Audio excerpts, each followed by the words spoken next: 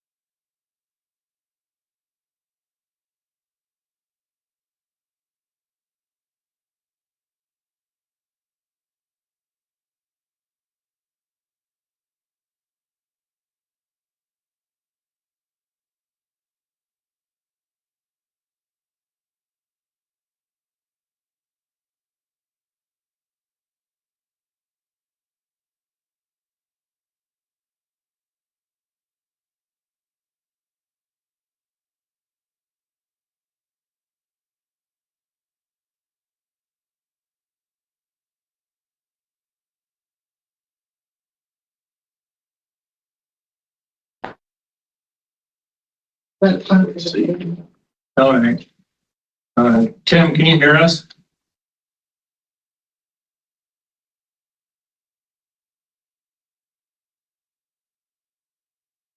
Tim, can you hear us? Ooh, so. Check your mic settings on us to see if it. That's more fun than getting called into a family dispute. Okay, thank you. There's always such good solutions coming up. It's so reasonable. Oh, boy. Yeah. Oh. Property line disputes. Oh, yeah. Yes. Well disputes. Well, we tell people, buy 100 acres, build your house right in the middle. Do not share a driveway, do not share a well, do not share electricity. And everybody's right and told them wrong. Yeah. All right, it's 9:32. Call the meeting to order. Yes. Yeah, hold on just a second, Mr. Chair here.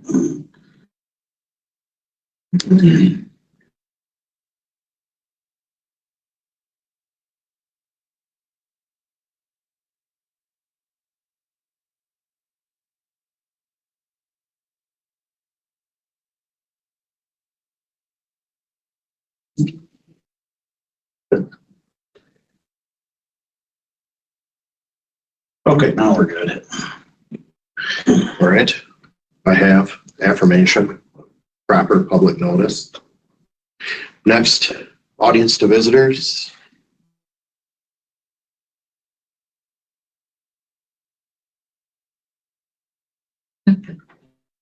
Moving on. Review minutes, previous meeting. Any issues, thoughts, questions? No issues. Mr. Chairman, I move that we approve the minutes as presented. All in favor, signify by saying aye. Aye. Any opposed, same sign. Motion passed.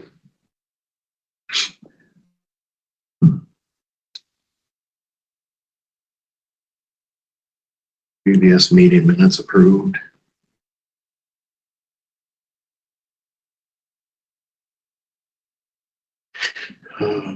Review invoices, Sheriff's I Office. think we're gonna start with emergency management, if that's all right. He's got somewhere he needs to be. All right. We need a motion to move that up. You can do your invoices and I'll do mine and I'll just do my report ahead of yours. That's fine.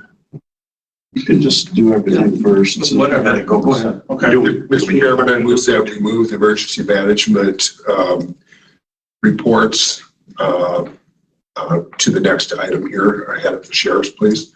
When we do that, we switch both invoices and the report. Yes. Yes. Motion to, I think we need a second. Right. I'll second. all in favor? Any opposed? Motion passes. We will switch emergency management in front of sheriff. All right, I'll start with the invoices. Sent those out last week. Sending the sheet around here now. Pretty somewhat standard. We had to replace the battery in the command post.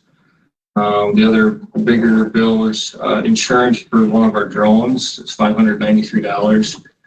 We pay, the county does have insurance on our drones, but that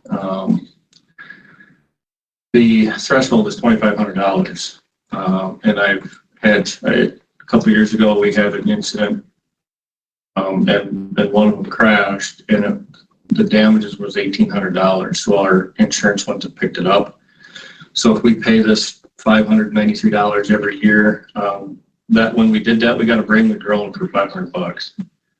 So a $7,000 drone for $500 when we pay that for insurance. So that's why we do that until we maybe change some thresholds for at the county level. We'll keep that. Is that a separate policy or is that under an umbrella? No, it's a separate policy right through DGI is the manufacturers. So I go right to them and get that insurance policy. So we've got two drones. We've got that same policy on each one. We pay separately, but for what it is, we can pay $1,000 for a $7,000 drone instead of paying out of pocket if we don't meet that threshold. So other than that, fairly standard. So $1,443.16 is what I've spent since the last time we talked.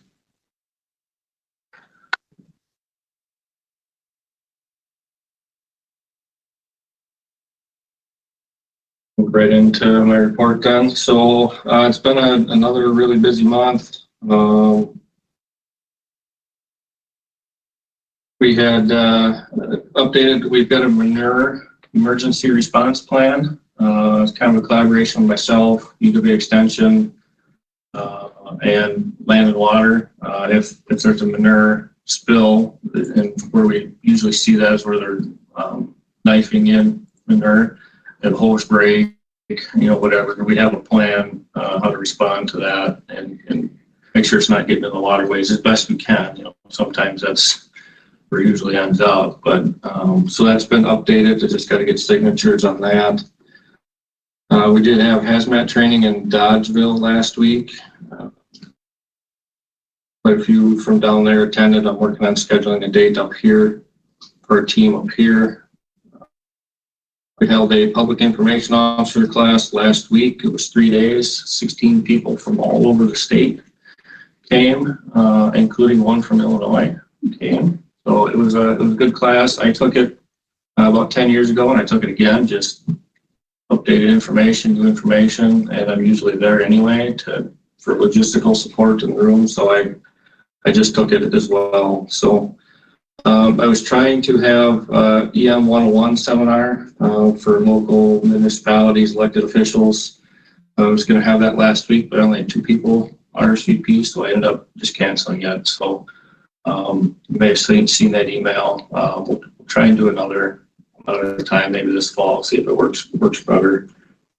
We've got a reunification exercise on Thursday with all 6 public schools in Vernon County plus 1 in Monroe, all coming together. Their admin teams. We're going to walk through that process. Actually, they fill out the cards as it would be to. We have to reunify students and staff with parents for whatever incident, either offsite or onsite from their school. So it's a big exercise on Thursday. I've got the state, Wisconsin Emergency Management helping me with that. Also finalizing a tabletop exercise for Vernon Manor. We'll probably host that at the end of this month.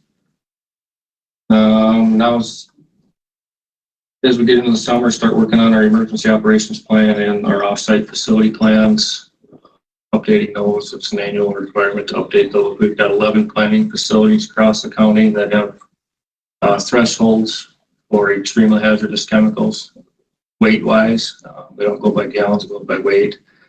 So each year I have to update a plan and work with them to make sure it's all current. So I'll start working on those.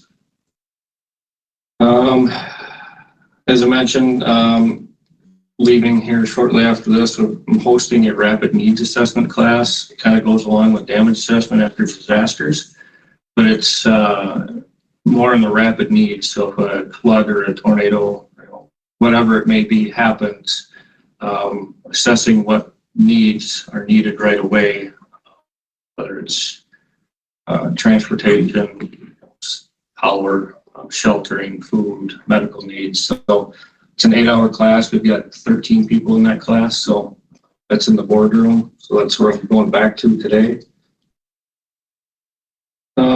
Just an update on our storage facility. We met with general government last month. And we're going to meet with them again tomorrow, kind of give them an update on building a new storage facility for both emergency management and hazmat equipment. We had a draft plan from what Highway did at a couple other places of 4,000 square feet. That doesn't fit everything I've got. If we went 5,000 square feet, I'd be able to get everything in there. So one more bay, it was 4 bays. I said if we had another bay, I'd get everything in there, and they said they were in agreement that if we don't have to have sprinklers, let's just add the 5th bay now. Where's this going to be at? It'll be somewhere over by Erlinson. We haven't completely ironed out a spot. Somewhere over there, somewhat close to utilities, so that'll keep our costs down, looking into electricity and city water and sewer type of things. But Are they looking at dovetailing the expenses of this into an existing debt that we already are paying off? Is that the thought was, and it'll have to go to finance too, hopefully here in June, but there's some ARPA money left, using some of that and then putting whatever doesn't cover the leftover on the debt levy that the county has. they already have, right? Yep. Is it dovetailing into existing debt? With some other large expenses coming off this year, it'd be Perfect time to do it. wouldn't hardly even know it. We'll keep you in the loop here, but that's kind of where it's going, general government and then finance. And if it goes through finance, you'll see it at the full board in June here. So, So will your proposal be then adding that 5th bay then, won't it? no, just do it now because they, like some of them said, that the costs are always rising. It's cheaper to just do it now and be done with it versus waiting 4 years and then have to add a 5th bay. We would build that end wall anyway, be able to add on as a firewall, and that end truss we could add on to it, but we'll still probably do that for 20 years from now. But if we could do the 5th bay now, everything is where it needs to be.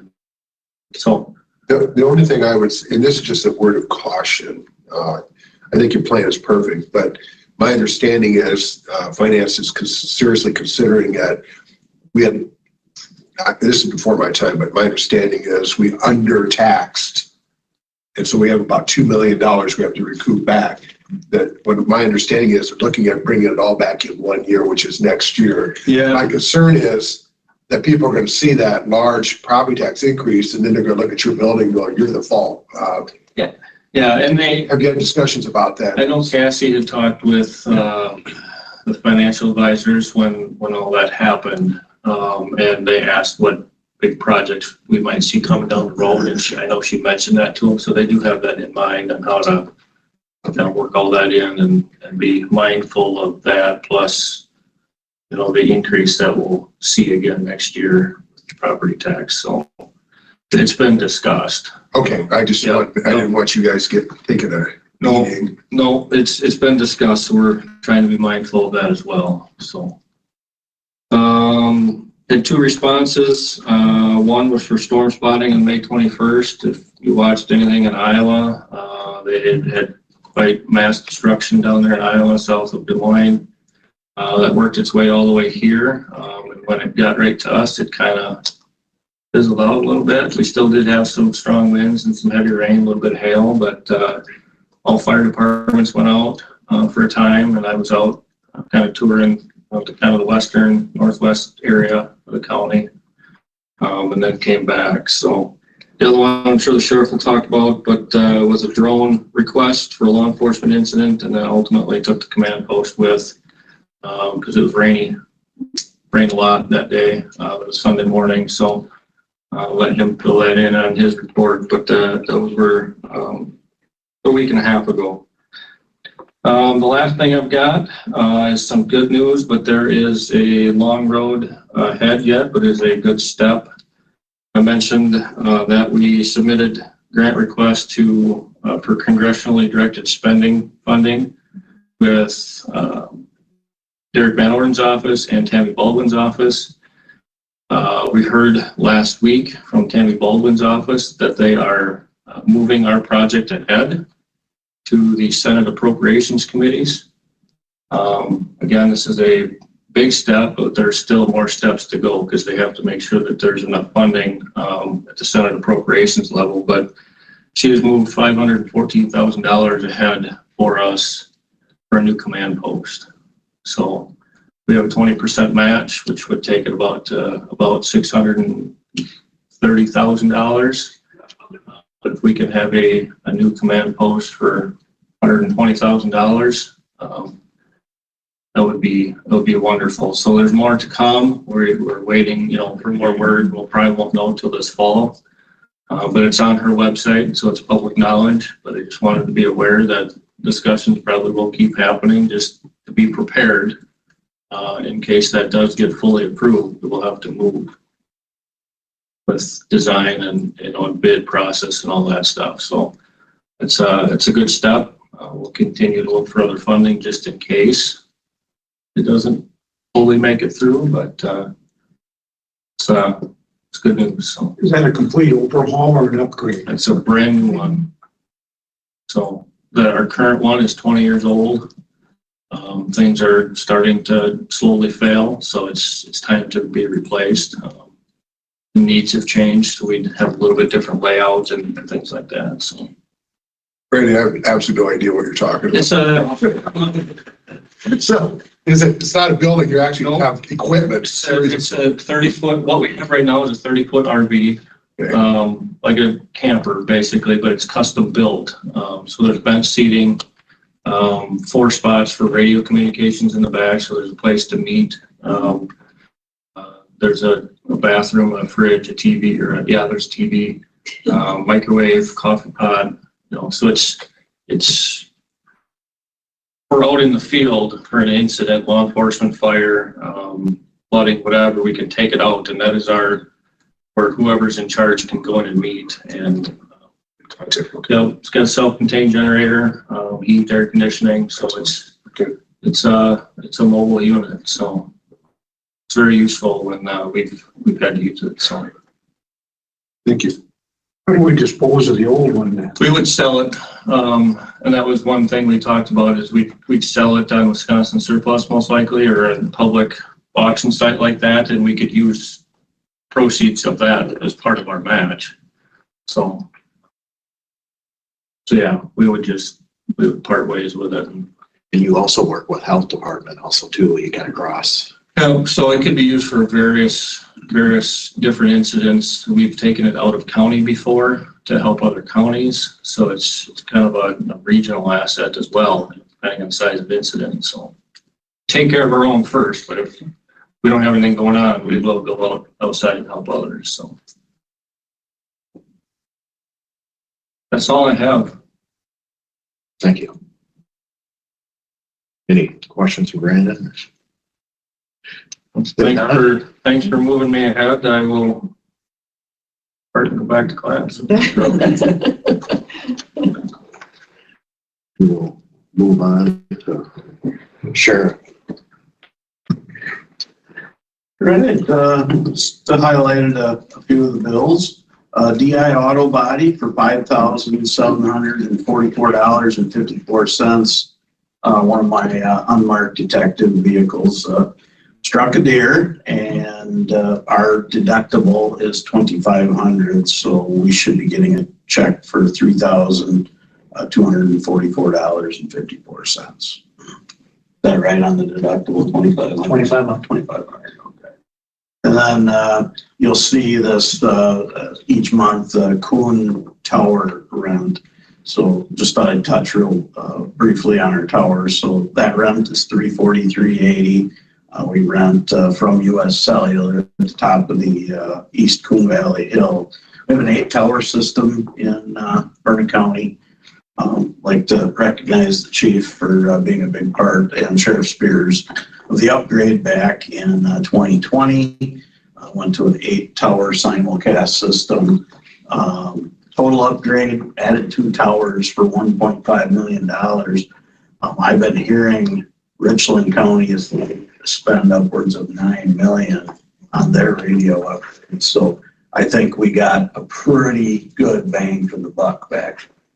And the system works great. We can talk from Elroy to Lansing, Iowa now with one button click. So it works great. But back to the towers. So we own some of the sites and we lease some of the sites. Just go through them. Westby, Taggy Wayside, we rent that from Vernon Communications. Liberty, Viola is owned by the county.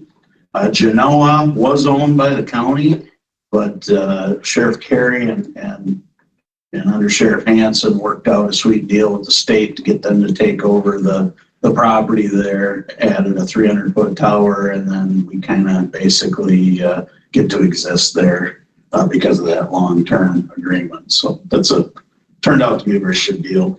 Wildcat Mountain State Park, to get a tower in a state park is, if not an act of Congress, an act of God to get that accomplished. And we have a tower up there that serves the Ontario area, and we pay very little to have that.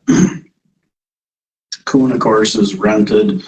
Hillsboro, we rent that from Kowarski's, and that's currently at a $0 rent, but we pay the utilities. Burr Ridge, we have a little microwave link over to Wildcat, and Vernon Electric Cooperative provides that for $0 for the community. Stoddard, that was a beautiful addition. We own the tower and the equipment, but we lease the land that it's on. And then DeSoto is owned by the county. The highway department was very good to work with us to allow that tower to go up there. So system was working very well. Just really happy with the outcome on that.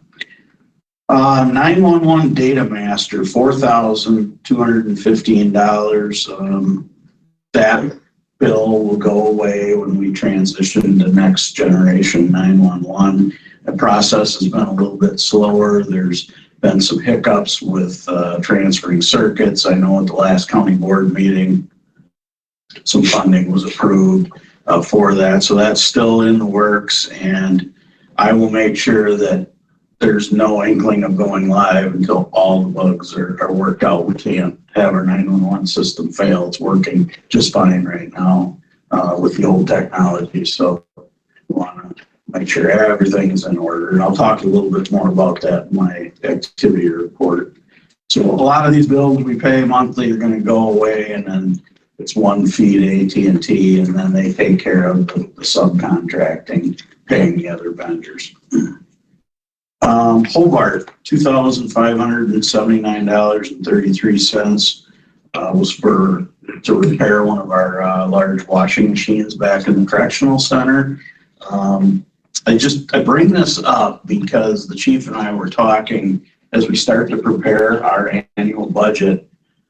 We want to, and I know the finance department is moving in this direction, But we want to start like a 5-year plan of capital improvements, that things that we see on the horizon, because, you know, at home, you would put that money in a savings account for what you want to spend on that rainy day for a project. Government doesn't do that, or they do it in other ways, but we feel that we need to keep the committee informed and the county board informed that our roof is going to be 20 years old. And what is that going to cost? And maybe we get another 5 years out of it. Washing machines, very expensive. So I think as part of our budget, we're just going to make a side list of capital improvements, and then that'll be a living and breathing document that can change. Cheaper to act than react. That's right. Yeah, we got to plan ahead and say, you know, here's what a roof will cost you in maybe 2030. And, you know, how are we going to pay for that? Are we going to set aside the money, or are we going to borrow the money? However that, you know, not in my league, but it's my duty to inform the board of what we're going to need. So that's why I brought up that bill. And then LaCrosse glass, we had one of our exterior pod windows broken, and we can't prove who did it. So we're not going to be able to charge anyone or have any restitution. So it was just one of them things that didn't get noticed right away, and eventually it did. And so, you know, no security risk, because the windows, as you saw, were about that big. But, so that was fixed. And that's all I have on invoices. Any questions?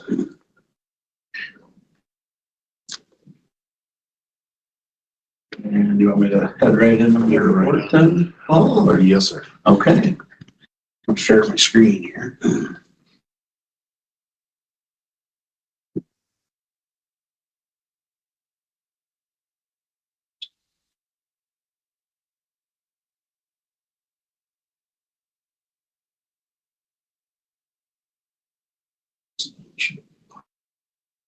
Kind of a motley looking crew there. Yes. Right.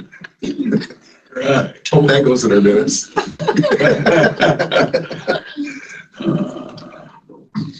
All right. Will I start my slideshow again, Chief? Did you know? I think it's down below slides 1 to 75. If you click on that open folder, straight down from the pictures, Straight down from the pictures. Oh, right here. right there. All right, No, used to be down there somewhere, I thought. maybe it's here. Oh, yeah.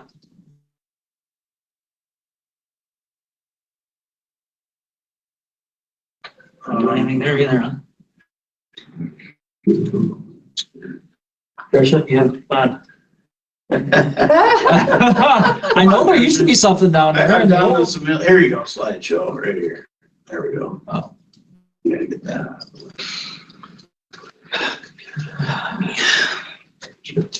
From the, there we go. I'm sorry.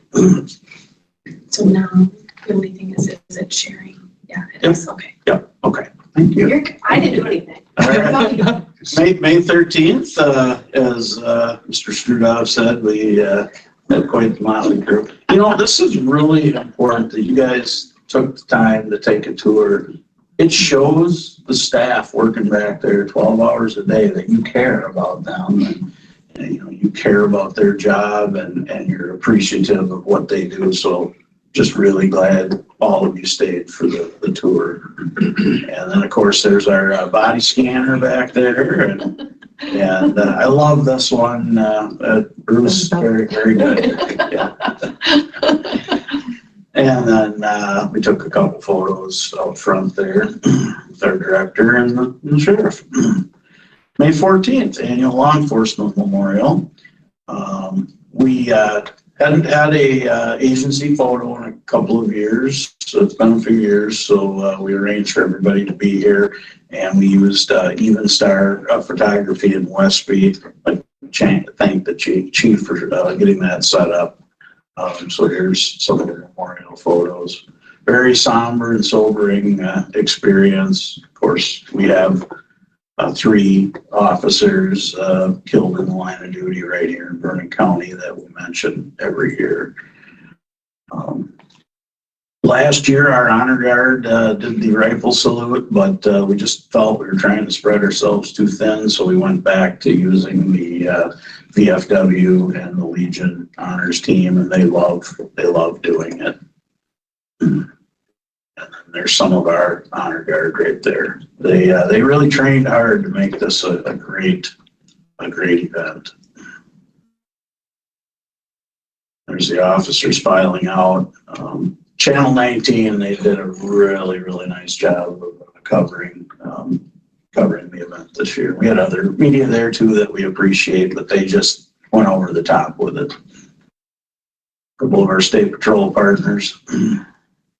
Darren Mathis, the village president in Viola, I asked him to come to represent Chief Michael Cook, who was killed in 1976 from the Viola Police Department. And then just a couple of extra photos of staff along the way. And then on the left there, Ron Piota and his wife, he was our guest keynote speaker. He's a retired sergeant from the Oak Creek Police Department and moved up here to be closer with family. And we're glad to be able to utilize him as a resource, tactical honor guard. You really got to know your community and realize we can't do this by ourselves. And then a couple of new correctional officers that we welcomed along the way too. Frank McCoy there, he of course served on this committee here for many years.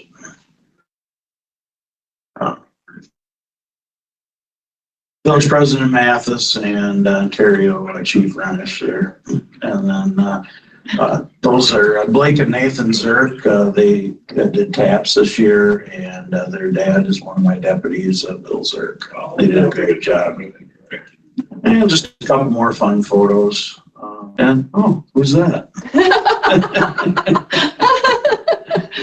I'll tell you what, Wanda there is his biggest fan. Yeah, yeah. And then just a little bit of getting ready for the service there. And then y'all recognize Sheriff Banna, and right there is Kelly, is it I think it's Sullivan. That's Deputy Bobby Dixon's daughter, Kelly, there with the red hair. And she's going to make that an annual event. And so it's just really nice she could be here.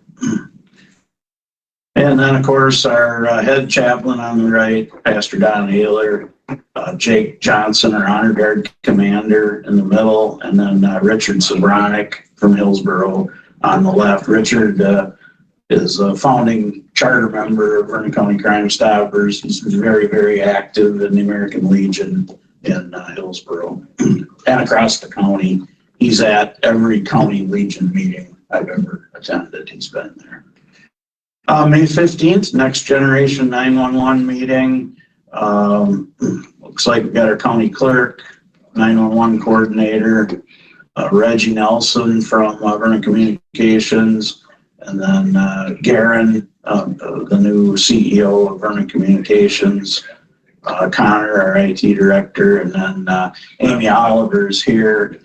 She's our grants officer, and we received a $240,000 grant back in 22, early 23 for the Next Gen 911 project.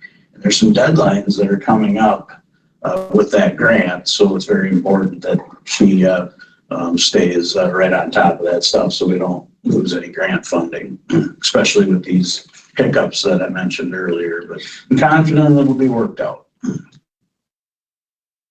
May 15th, I had the honor of traveling to West Salem to present the Badger State Sheriff's Association Sheriff Ron Kramer scholarship to that young man there between the Buffalo County Sheriff and the La Crosse County Sheriff.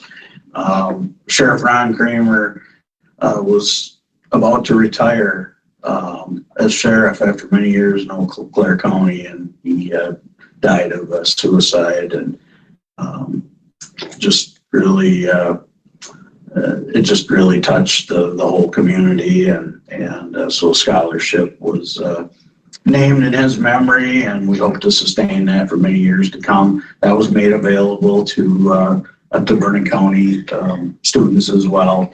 I'm not sure if we received any applications, but it was put out to Vernon County.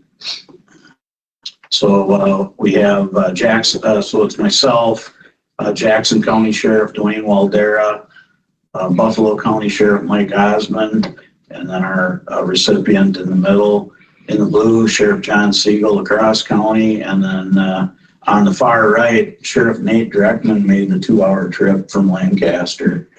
He served as the Badger State Sheriff's president in 22 through 22, and then he's also on the scholarship committee. And then that's just outside the school there. You know, me and my photos. May 16th, Crime Stoppers committee met here at the sheriff's office, and you know, I can't speak for the board, but it was very encouraging that they are looking to help us fund our license plate reader cameras as part of Crime Stoppers. So hopefully we hear more as they meet again. So that was very exciting news. We're seeing the tips come in, but people aren't claiming rewards. They're just, they want to give you the tip to help the community. And isn't that just such a great thing? I mean, we don't mind paying out the cash. That's what it's there for, but very few ever claim the money.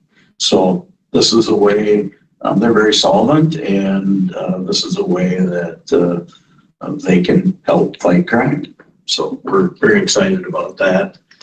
And then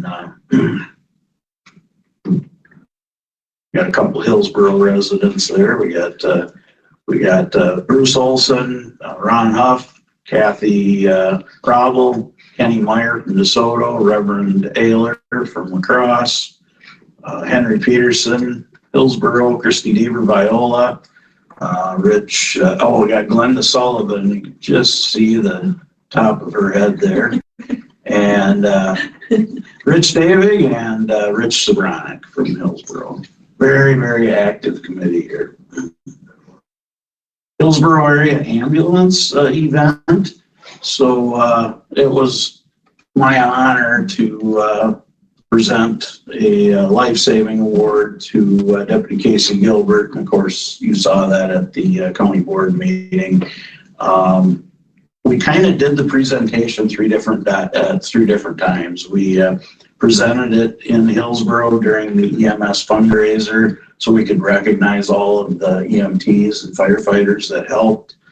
And then again at county board, and then lastly at Gunderson St. Joe's. It would be impossible to get everyone together, but we were able to.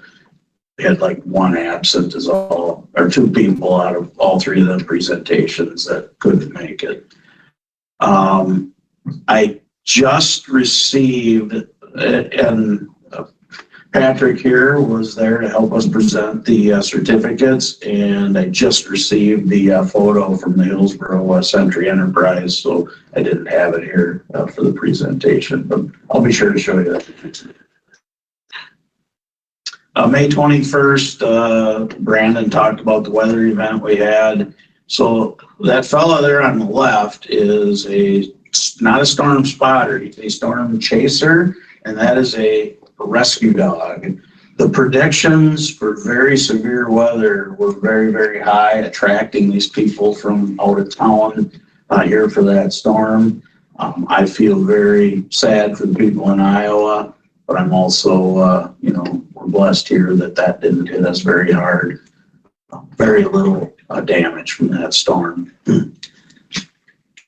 And then there's my dispatch team coming in to help cover that storm. When a storm hits, the 911 rings off the hook, the regular phone rings off the hook, fire alarms go off, burglar alarms go off. My staff, they do a great job of sorting that all out. Just one of the trees down along the highway. We saved the county overtime on that because the community all got together and just cleaned that up ourselves. So that didn't cost the county any money. And it was after hours, so that would have been county overtime that we avoided there just by the community jumping in. May 22nd, I toured the Trumbull County Sheriff's Office. They have a new sheriff's office. Can I ask a question? Yes. Because I was at a township meeting. When people go out and do that, because I do the same thing, I'll pull something off the road. What are the liability aspects for the people out there? Let's say someone's out there with chainsaw slips and they get hurt. They're on their own. There's no liability. We didn't ask them to do that. They did it on their own. Okay. And I suppose you could, if you ask them to do it, then now they're. That's a different story. Yeah. And as sheriff, I have to do that once in a while. I can deputize people and that's a rare event, but once in a while we have to utilize a citizen to do a job, and that's part of the office of the sheriff, and it's a responsibility I do not take lightly. But yeah, good question. Yeah, we didn't, they just Did it on their own. they stepped up. Yep. They all just showed up and took care of it. So. May 22nd, well, here's a good, last year we had a vehicle crash into the Chaseburg post office, if you remember that. And I'll tell you what, good thing OSHA wasn't there because the community showed up with saws and flip-flops and shorts, and they had that building.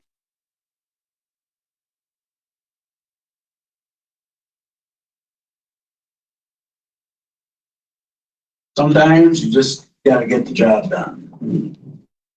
So yes, a tour of the new Trumbull County Sheriff's Office. They have a new sheriff's office, a new jail, and then a courthouse attached to their facility. It's Sheriff Semmingson there on the left, his jail captain, Joan, and then myself. Sheriff Semmingson was in the sand and the dirt when that was being built. So, and there's so much you can learn from networking on a level like that. And a few things I picked up on some of their programming in the jail that I think that we should look at. So those opportunities, you need to seize them. And he's very proud of the facility, and it was a nice, nice tour. May 22nd was, Sandy's been waiting for this. Canine Coda's first day on the job. So there's Deputy Brigham and Coda with his training certificate. There's Coda and Brad. There's the badge. And then a little fun. Yeah. The dog gets a lot of attention. Looks a little less hyper than the other one. Yeah, that one you can, lick your hands and your face. You don't have to worry. Yeah, the other one you probably don't want to do that. But, hey, sometimes it's kind of like the good cop, bad cop. You need them both, right? You need them both. May 23rd, Vernon County Board of Supervisors, and I believe we set a record. We had the shortest meeting ever. Yes, we did. That included the sheriff up there talking. So I do think that was a record. And then I was so glad to have Sandy and Patrick, and then also Kay Stanek and Patrick and Kay and Sandy up there helping me present the life-saving award. What a great day. It's just so important that we let the community know the good things that these people are doing each and every day, and doesn't always get noticed.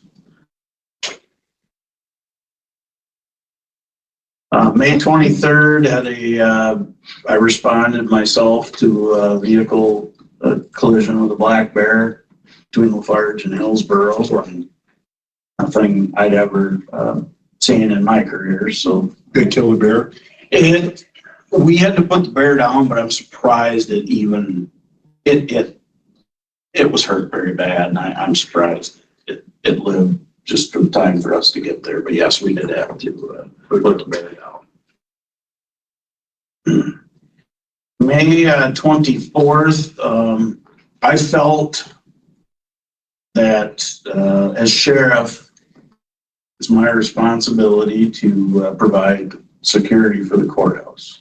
And as you know, the courthouse remodel, the historic courthouse remodel was finished in 1997. It's a very beautiful building, but in my opinion, they should have built a courthouse and a jail here at the same time that we did. But that ship has sailed, that horse is out of the barn, and so now what do? There's some security issues over there, and I feel we have to do something to address those security issues. So I did contact the U.S. Marshals to do a security assessment, and just said, we want something non-judgmental, just give us a report. What can we do better? And that task has now been turned over to State Capitol Police. And they came, of course, on the 24th and did the security assessment. Do they bill you at all? Is that just? No. I even tried to buy them lunch and they had another place to be. So, so we had clerk of court, emergency management, buildings and grounds, as well as myself. The judge was not in that day. So that report, it will take a while for that to become available. There's some little things we're going to fix right away, just based on the dialogue back and forth. Some real things that don't cost any money to fix. Her big thing was the glass candy jars. Yeah, she said them have to go because they could be used as a weapon in the courtroom. So we'll have to go to a plastic candy dish. So, but anyways, that report will be made available, and once it is, we'll start with this committee and then move it on to infrastructure, and then we do have the securities and facilities.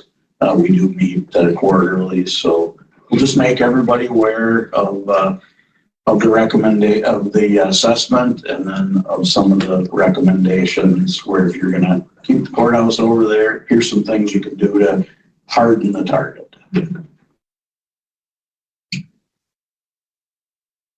May 26th, we had this was the call that Director Larson spoke about near Ontario in Paul's district. It was a very serious domestic violence call with threats to use a weapon.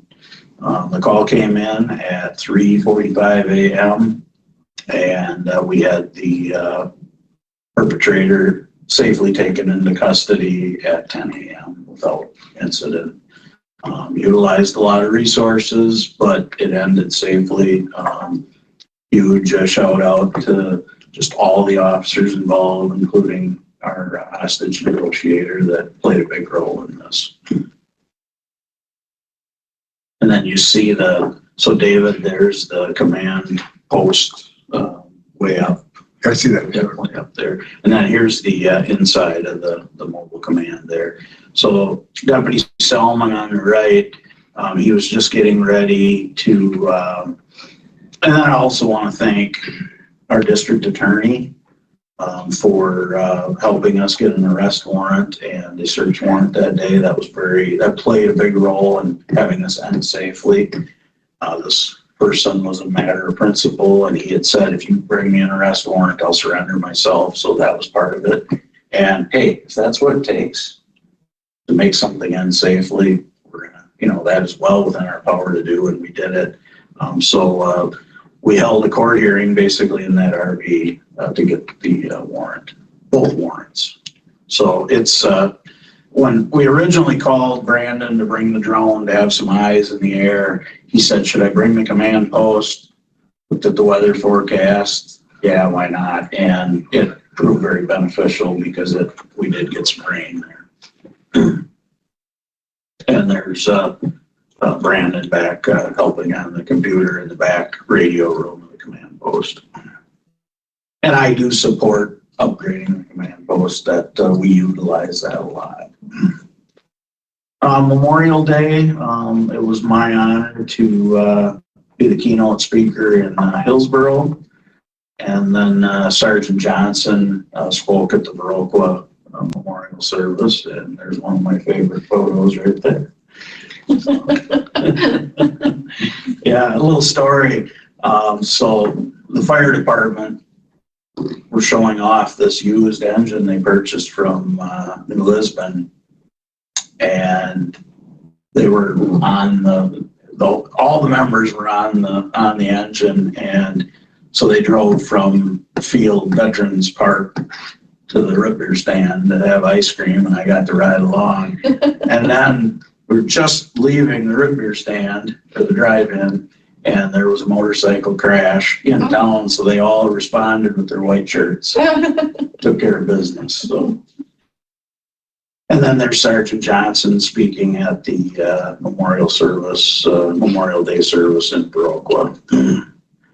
And then May 28th, we presented sheriff's certificates of appreciation, sheriff's awards to a lot of the medical staff as part of this life-saving incident from February of this year. So it was just, and there, Christy Novi McCoy set this up for me, and she tried to keep it a secret, and they found out, that day, and they said, well, why are we getting an award for doing our job? Well, they went above and beyond. They saved the life of someone that had a 2% chance of surviving. So that deserves recognition. And, when you take CPR, you can do CPR 99 times and it doesn't work in the end, but that one time it pays off. So just very, very proud of the whole team and the community. And that is all I have for the activity report.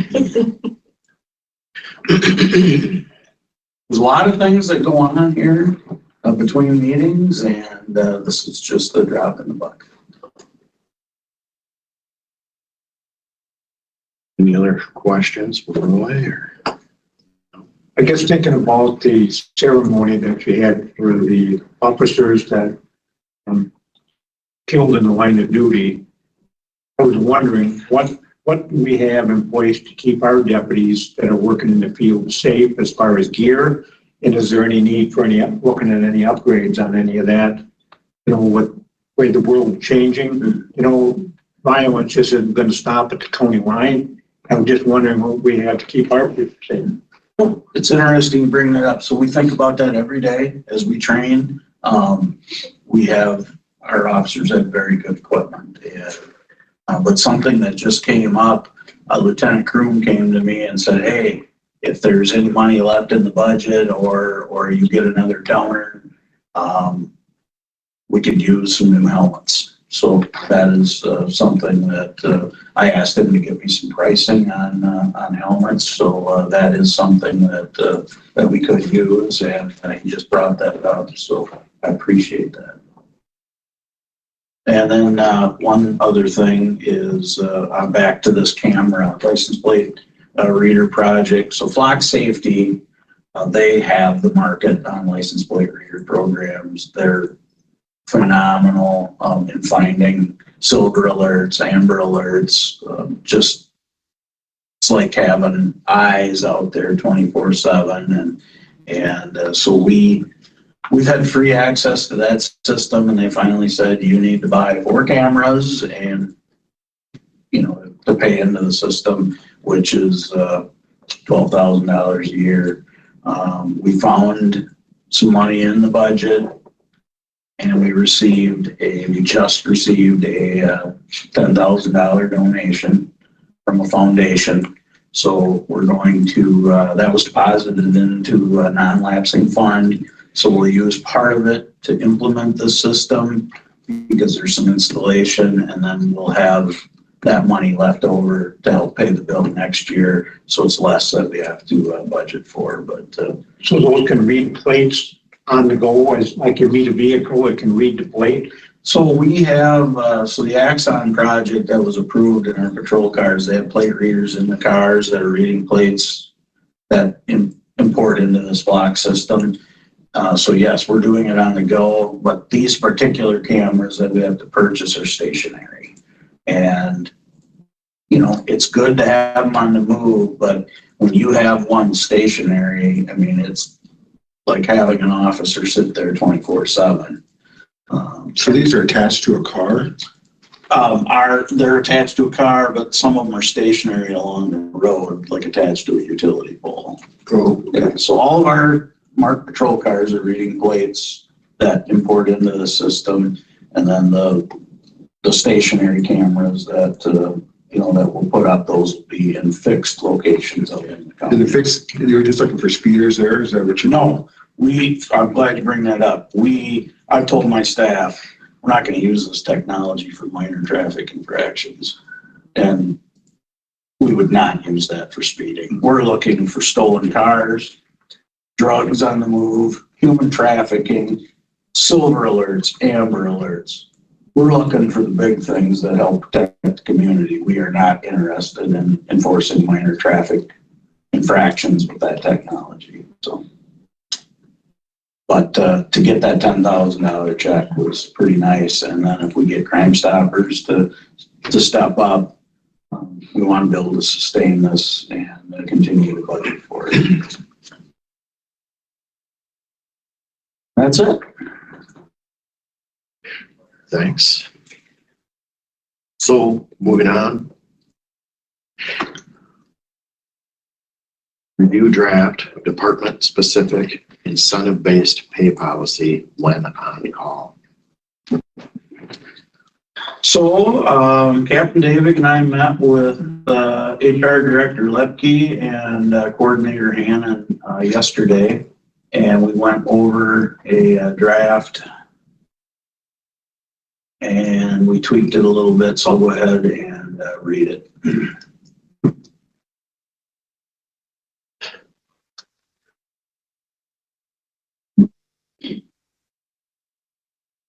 Sure. Yes. Do you want to give them a history since they were potentially not all board members? Yeah, we can do that first. Why? Sure, absolutely. Thank you, Tricia. Yeah, we're up there.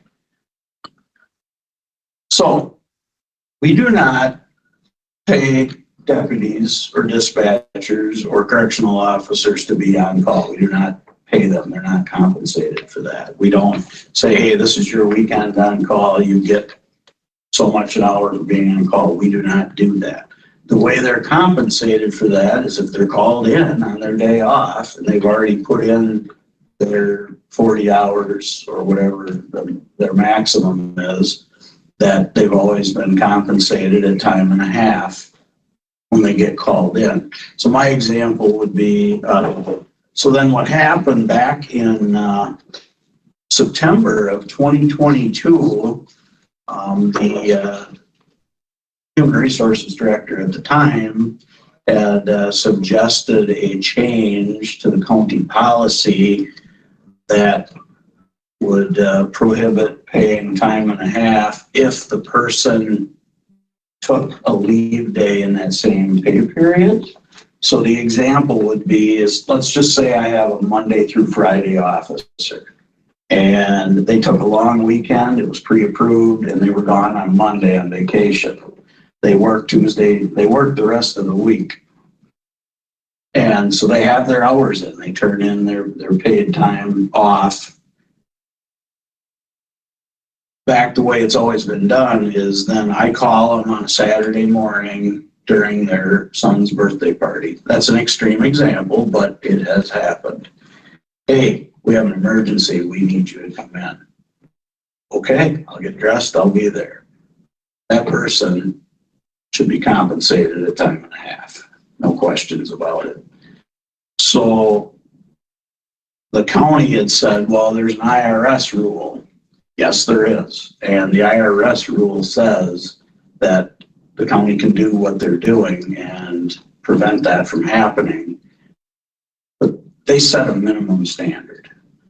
So what they're basing it on is hours worked. So overtime only qualifies based on hours worked. So taking that PTO day on Monday is not hours worked. So what the what they were saying is you have to, so let's say you take 8 hours off on Monday and you come in and you work 9 hours on Saturday.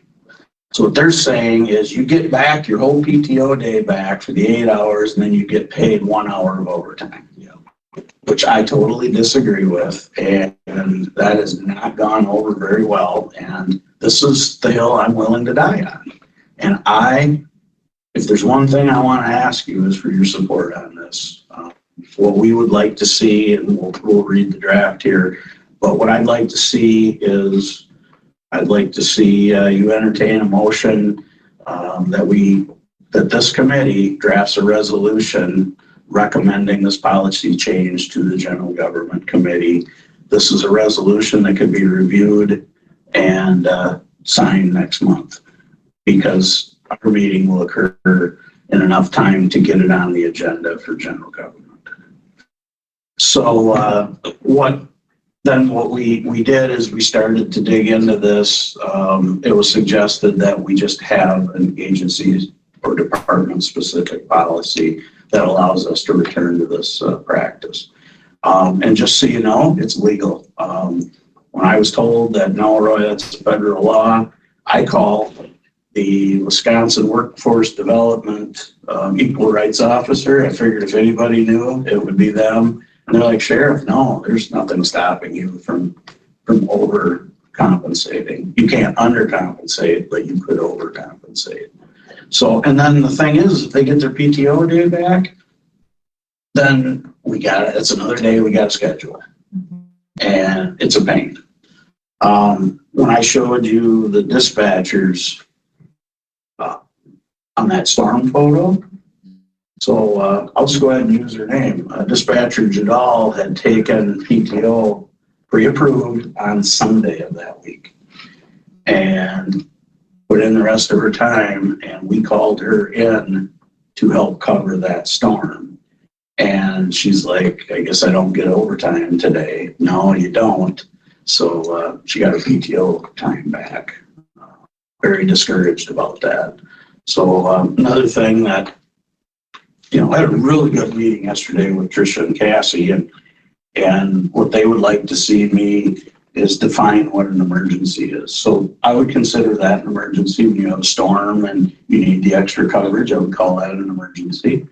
Back in the jail, I have state mandated minimum staffing levels. If someone calls in and I'm short staffed back there, that now becomes an emergency. So somebody just being gone could be an emergency. There again, if we can run a little short, and a lot of times, just the other day, we were short and Chief Campbell jumped into the car and saved us from calling in someone on overtime. But this is very, very important to me. It's very, very important to the employees.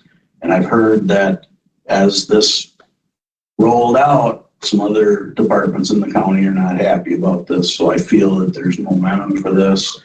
And again, I'm asking that that you approve a resolution to general government recommending this policy. So what do you need from us today, or what would you like from us today? Well, I'll read now that I've given some background on it, I'll just read the policy that Tricia has helped us out with. Sheriff's Office Emergency Shift Incentive Policy. Vernon County has established an alternate work period for correctional officers and dispatch personnel. Correctional officers are scheduled on a Pittman schedule. That means they work Monday, Tuesday, 12 hours. They're off Wednesday, Thursday, and then they work Friday, Saturday, Sunday, 12 hours. And then that is just the opposite the next week. So what that means is they get a 3-day weekend off every other week. And it has worked out very, very well. And I want to see it stay that way. Got a lot of cohesion amongst the troops. So that's what the Pittman schedule means. As allowed under Section 7K of the Fair Labor Standards Act, this allows for an overtime threshold within this work period to be 84 hours for purposes of hours worked. So that varies a little bit with dispatch because, so we have sworn deputy sheriffs, and we have civilian correctional officers, and we have civilian dispatchers. The civilian correctional officers, by IRS standards, are considered to do 51% of their job as law enforcement duties. Dispatch is not. Therefore, we cannot. So what that means is back in the jail, they can work 84 hours in a 2-week pay period. And then anything over 84 would be time and a half. In dispatch, they cannot exceed 40 hours in 1 week without being compensated at time and a half. And that is an IRS rule. Last week, I attended our 3rd District Congressman's Roundtable in West Salem, and I had proposed that that be changed to consider police dispatchers as being exempt for those IRS rules. So we'll see where that shakes out. But that's another day to talk about, but I just wanted to give you some background on that. So that's where the 84 hours comes in. That's the same, our patrol officers do the same thing. They're union and they're paid 84 hours in a 2-week pay period. Paid off shall not be considered hours worked for the purposes of computing overtime. Correctional officers and dispatch, non-exempt employees, and when they're using that term, I clarified yesterday, it just means an hourly employee, not a salaried employee, may be called into work outside of their scheduled shift for emergencies as determined by their supervisor. These employees will be eligible for a shift incentive paid at time and 1/2 for hours worked when called in outside their regularly scheduled shift, if not eligible for overtime based on the Fair Labor Standards Act or compensatory time. This should just return us to our past practice that has worked for the 31 years I've been here. And that is, we're asking for your support to send this on to general government, and I'm really hoping for that to be unanimous. Do we need a special committee? I think you should entertain a motion that we draft a resolution to send this on to general government next month. Because I would make the motion. Is on the agenda as an action item? It is. Okay. It is, yep. Because I would make the motion to there to move forward with this.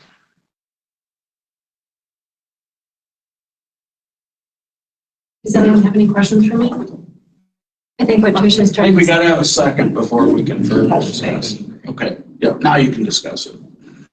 I think what Tricia was trying to say is that on 8, it does not say that it's an action item. It says review the draft. Is that what you're trying I to say? thought we had something in here that anything is an action. I can call the county clerk.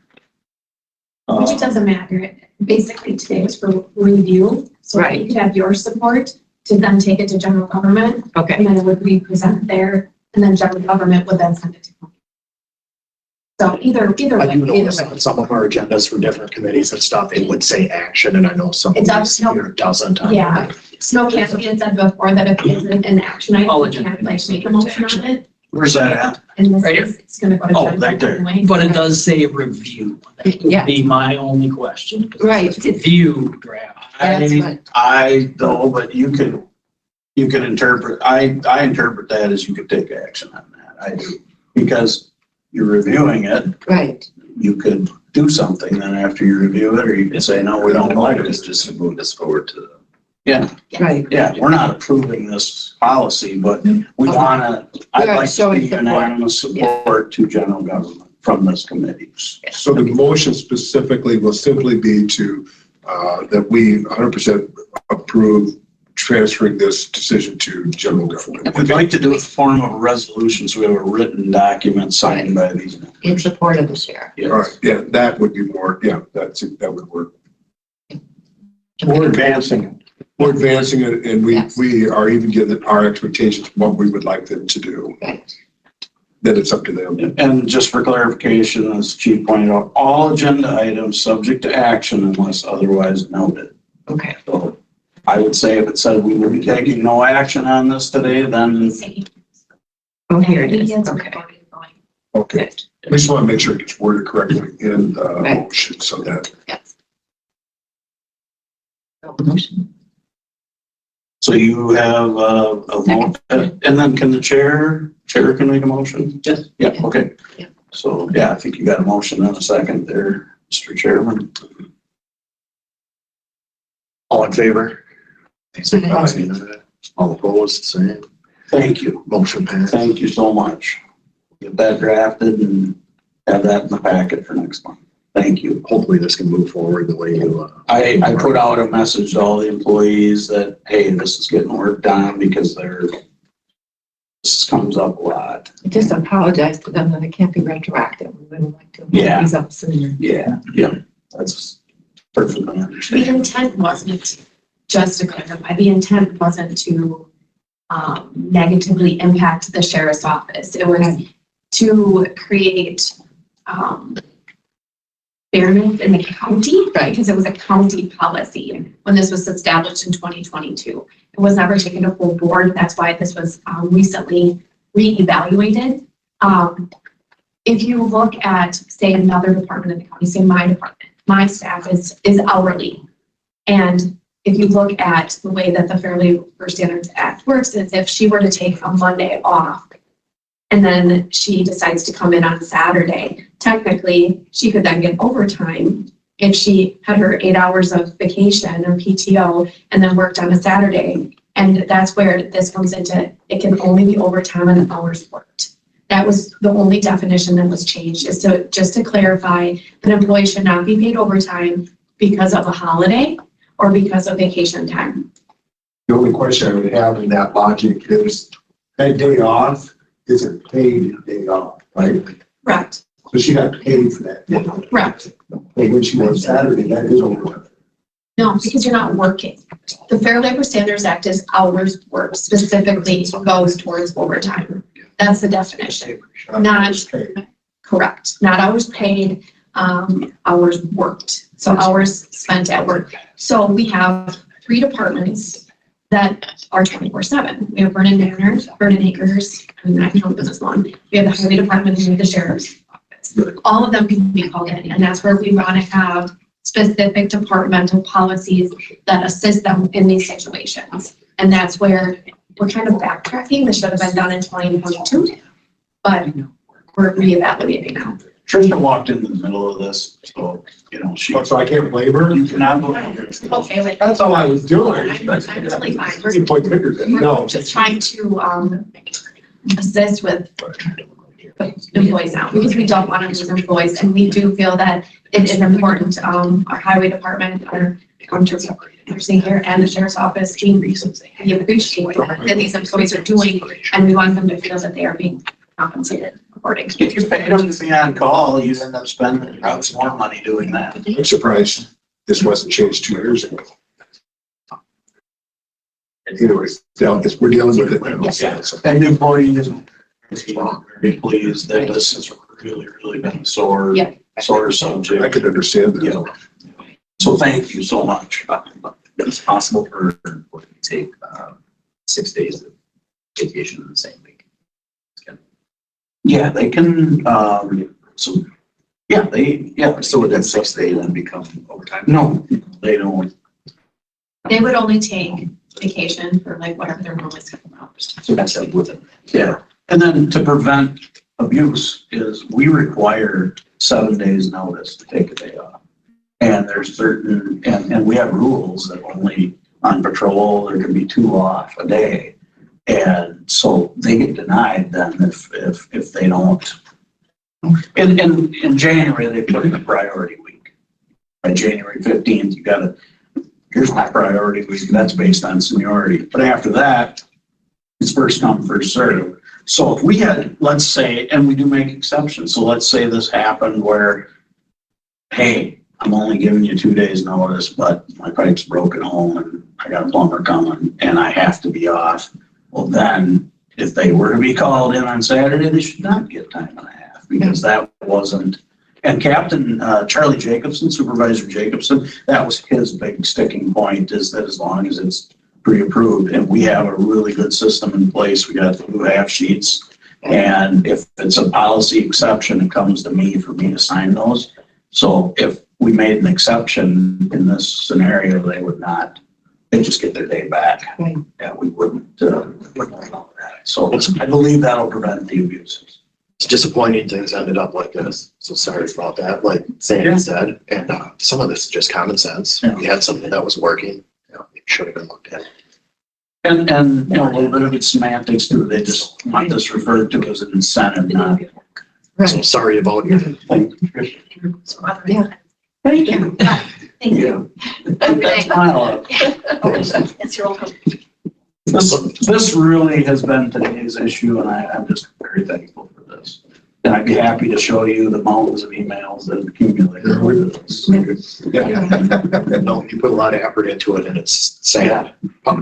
The majority of this is just common sense. You had a policy that worked and there wasn't abuses, there wasn't issues, and I understand the cross-county thing, but I don't know, yeah, it could have been dealt with. But I'm glad that Patrick also asked about, you know, taking, you know, you can take up, so if you took the whole pay period off, you take 84 hours off. In the correctional patrol. So we're okay with that?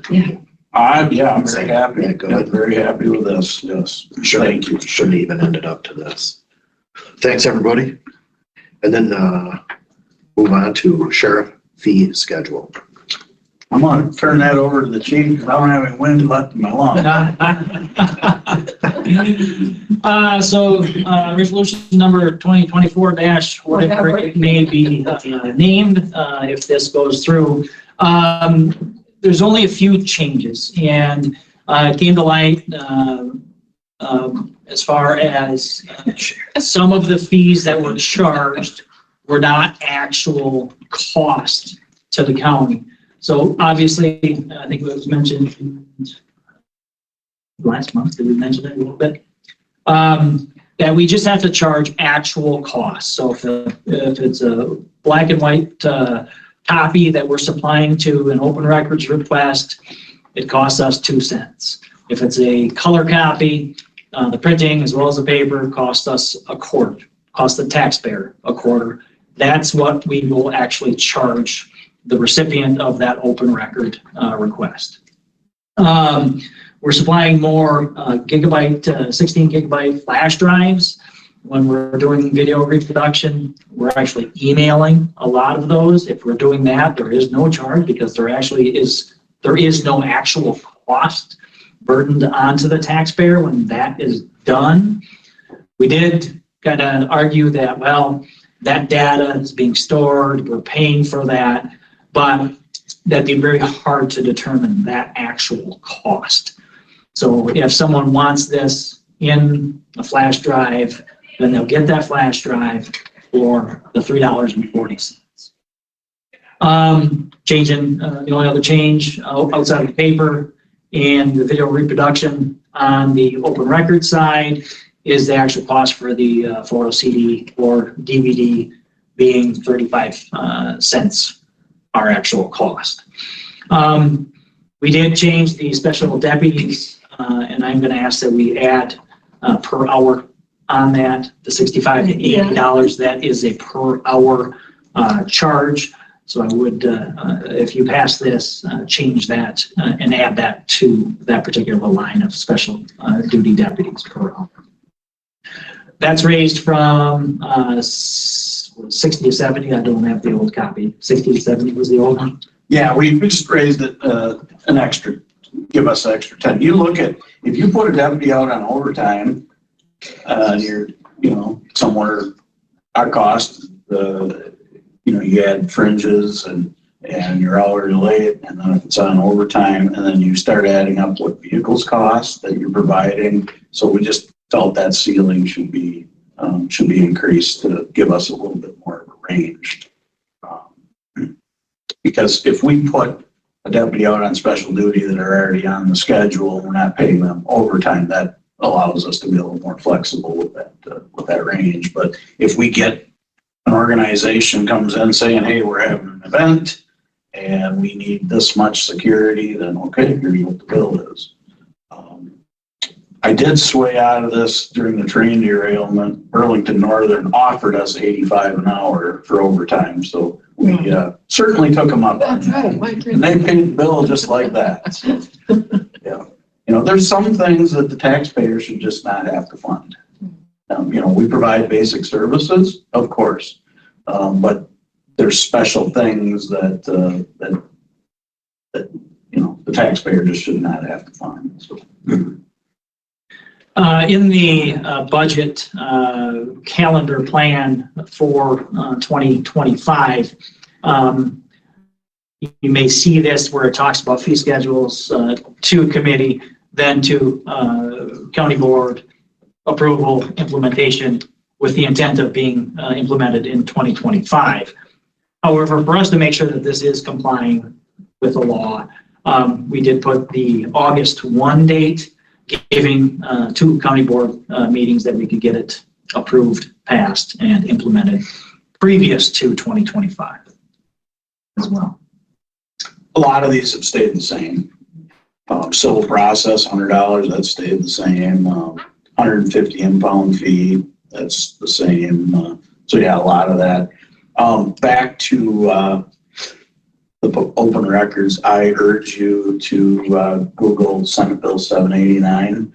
I believe that's on Governor Evers' desk. I don't believe he signed it yet, but there's a pretty good report on there by Senator Jesse James that would allow. What we run into is these YouTubers are making money off of our videos that we can't charge them anything to provide. And you know what? We want to be transparent to our citizens. If they come in here and they want to see something, that should be provided to them. But these YouTubers making money off of our videos should pay for it.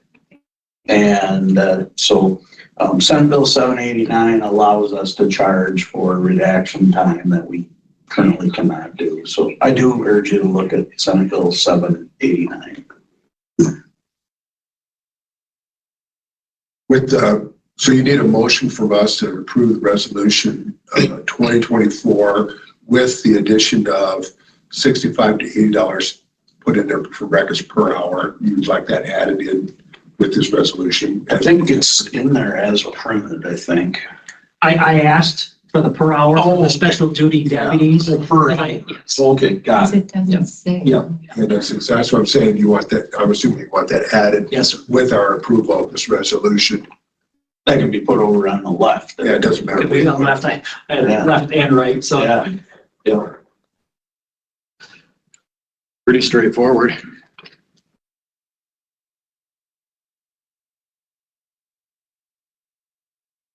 Same with this one, I would make a motion to move this forward if passed here, to move on to the board. I don't see any issues with it. Good.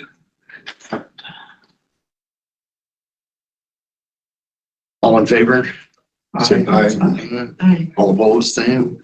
Motion passes. And Mr. Chairman, I'll update that and then for your signature. Okay.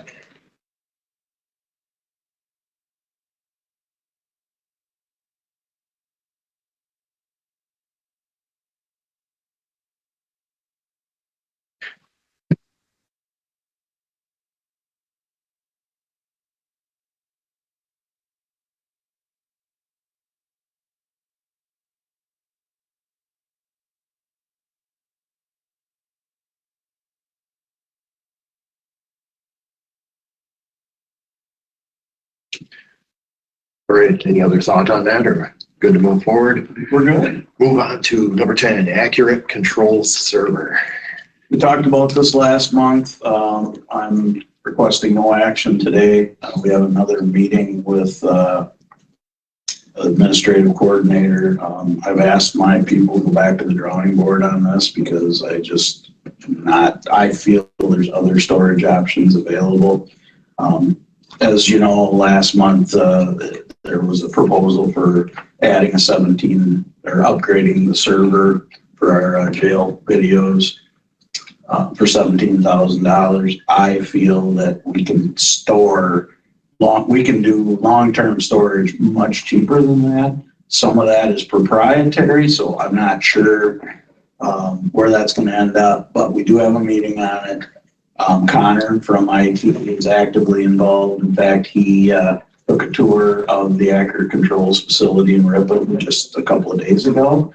And we're hoping that we can work something out without trying to come up with money if not budgeted for it. So We're just looking for other options. yeah, we're looking for other options, and we hope to bring back some better news at the next committee meeting.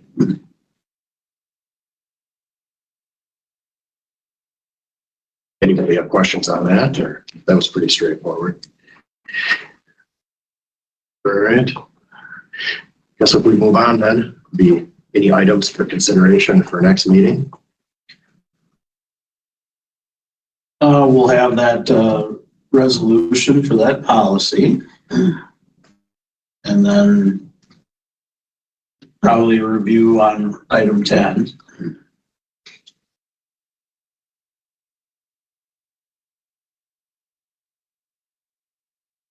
That's all I can think of.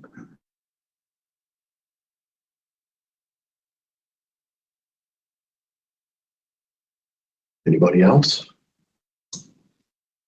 And I guess confirm next meeting date.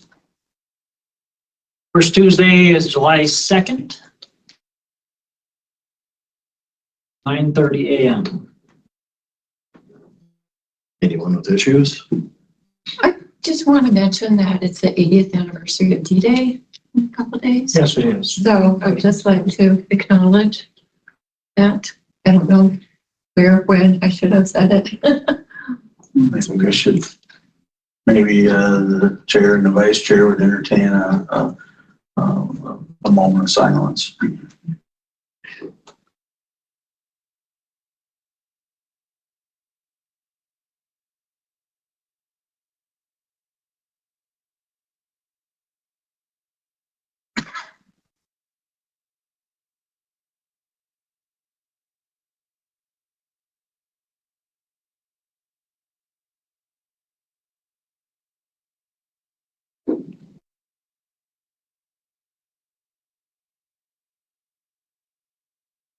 It was a turning point for the world. Have any of you read Tailspin? Yes, Yeah. that's incredible. Yeah, just visited with the author the other day. He's getting pulled in a million different directions to talk about the book. You know, there's fell 4 miles, yeah. Yeah, Eugene Moran from Soldiers Grove lived a pretty quiet life after the war, but yeah, he would never talk about it. And John Armbruster, the author, lives in Broken, Westby, and he got Eugene to open up, and they had multiple conversations, and a book, Tailspin, was written as a result of that. My wife couldn't put it down. Well, yeah, because it's a combination, not just of that story, but the author's story with his wife, who had family cancer at the same time, and how that all blended together in the writing, creating of the book. So the kind of the creation of the book was as fascinating as the story itself had been told. So it's pretty, he did a great job, I thought, on that. It's a good read. Well, it was a nice thought. Thanks for bringing it up. But yeah, I didn't. So, thanks. Yeah. But I again want to thank Paul, Sandy, Patrick, Kay for helping me present those awards. You know, that was a pretty special day for us. So thank you. I'm sorry I wasn't in it. That's, yeah, but you know what? It is important tonight. It would have been nice to be involved. But you support us, Paul, and Definitely. and that's, I feel a lot of support here from this committee that will spread to the county board, and I, you know, they gave me a lot of their time that day, but I still think it set a record. Yes, we did. Yes. And today I think is pretty good too. So. Yeah. Yeah, people were asking, are all the meetings like this? I'm like, no. That was definitely an Yeah, exception. yeah.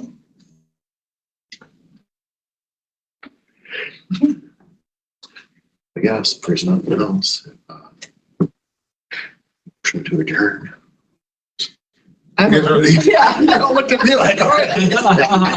Oh, sure do. Well, Dave would like to say he would move that we adjourn the meeting. I'll second. Yeah, I don't know what that means, but Thank you guys so much. Thank you. thank you so much for all you do. Appreciate it. Yes. Can I catch a ride?